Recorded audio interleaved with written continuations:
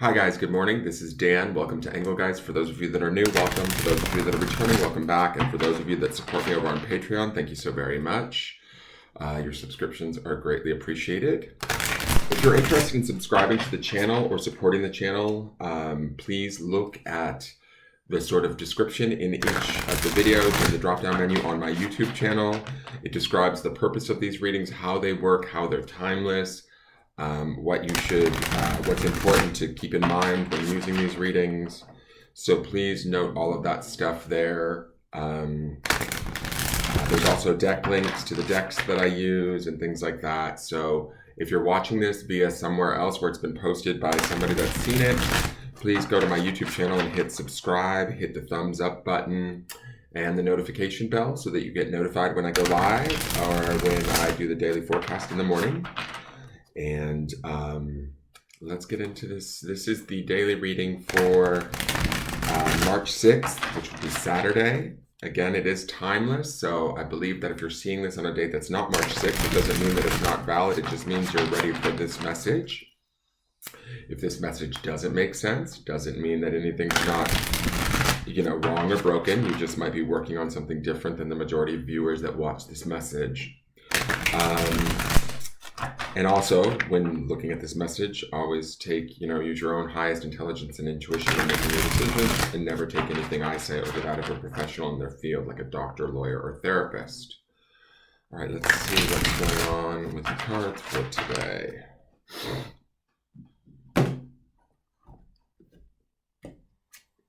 So we have the Eight of Cups. It's a beautiful card. So this is the card of walking away. This is the card of emotions, right? Cups being the water, this symbol or the element of water. And when I look at this, this is definitely a sad card, right? In the sense that it's about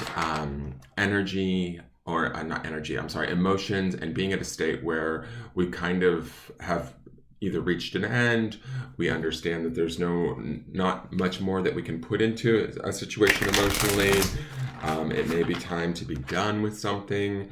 We need to sort of walk away to spare ourselves, no matter how we feel emotionally, letting that go, letting a situation, person, a resentment, something to that effect go that may have hurt us deeply, that may have wounded us at such a level that we just can no longer stay around. But what does end up happening here is a transformation takes place. We see that in the butterflies.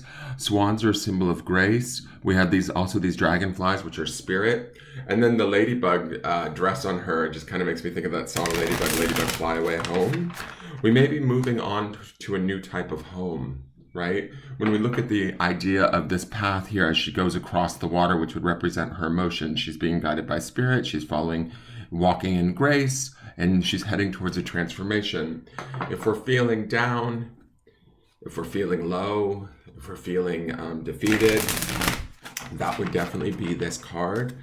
But it also says that we're moving towards something different, towards something hopefully better suited to us emotionally. It's kind of like this is sort of, it's an end of the road card in the sense that there's a finality to the Eight of Cups, but it's not the end of the road. It's like almost the beginning of a new road, right? And so there's an opportunity here to shift things, to change things. We saw the Queen of Pentacles, which is like sort of the nurturing aspect of materialization and manifesting things in the material world. We saw her 2 days ago. Then yesterday we saw the Two of Cups, would be about that sort of appreciation of ourselves at a more deeper level, or others and those around us. Sometimes, like with this Eight of Cups, in following suit, like the story that I feel like that's sort of arcing here or happening this week is that we can love something and still let it go, right? That's what this Eight of Cups is about. Is like we sometimes we have to love ourselves enough to let something go that may not be working for us anymore, or we may have to love a person enough to stop interacting with them so that we don't push their buttons and they don't push ours. Does that make sense? So that we no longer have to do harm to ourselves or others in the process of it all. And so that might be what this is about for some of you, is this kind of acknowledgement. And remember, this is we're at the end of the week. This is the knowledge stone that we're looking at this week. We're seeking this. This is underpinning all of it. There might be some sort of awareness or knowledge that we come into today that could hang a little bit heavy on our heart, but ultimately it's what sort of propels us or gives us the strength to sort of move forward into a new or different direction and no longer sort of continue to create pain for ourselves or others. Does that make sense? Now, the Oracle card is this beautiful card. It's called Change of Seasons. And it's 42, which would also be a 6, which would also indicate sort of balance, things coming back into balance. When I look at her, she almost looks like she's looking down at this ladybug as she's walking away.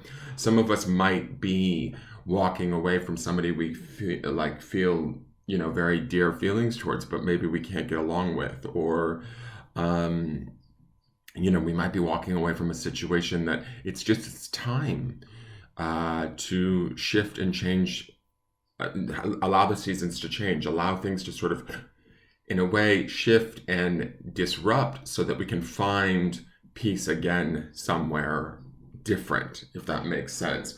I'm just going to read this because the reason why I say that too is that it looks like all of these leaves are swirling around her, even though I think this is supposed to be like her skirt, but to me it feels like everything's sort of swirling around her, like things, it may feel like things have been dusted up and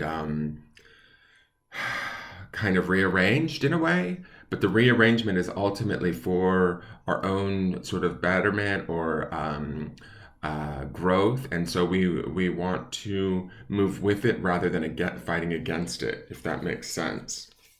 So let's go to 42 and read that, because it will bring about this change of seasons, right? This sort of transformation that's taking place for us will bring about this knowledge that we're seeking, and it will bring about sort of the balance that is in that number 6.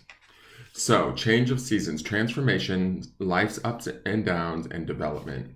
In the center of this card stands a woman surrounded by blowing leaves, flowers, and snowflakes.